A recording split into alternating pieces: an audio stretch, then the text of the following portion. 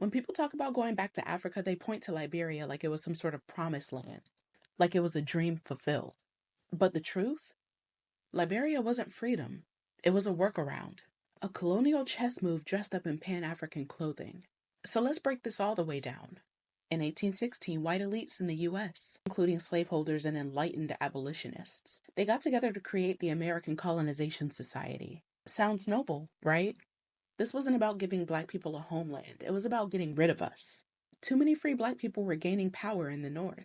They were organizing, opening schools, starting newspapers. And that made white people nervous. So the ACS came up with the plan. Let's ship them back to Africa because why the hell not?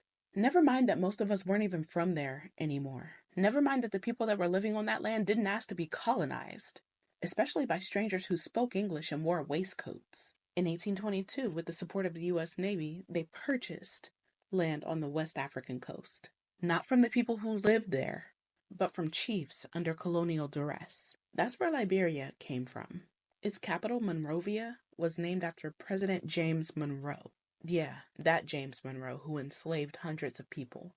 Tell me that don't sound like some settler mess. So the ACS starts shipping black people over there. Some free, some newly freed, on the condition that they would leave. And when they arrived, they didn't meet open arms. They met resistance because the indigenous communities were looking at them like, who are you? And why are you acting like colonizers? But here's where it gets really messy. Instead of finding unity, the Black American settlers, later called Americo-Liberians, they created a caste system. They thought they were better. They formed a government based on U.S. structures. They banned indigenous languages from schools. They handed down laws to control the native population. It was internalized white supremacy, exported.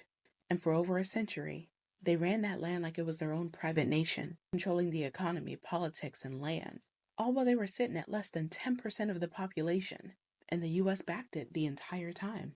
So, do you know who finally broke that system? A man named Samuel Doe from the Kron ethnic group. In 1980, he led a coup, and that coup overthrew the Americo-Liberian president and executed most of his cabinet. But the decades that followed were marked by instability, coups, civil wars, and U.S. intervention again. Why?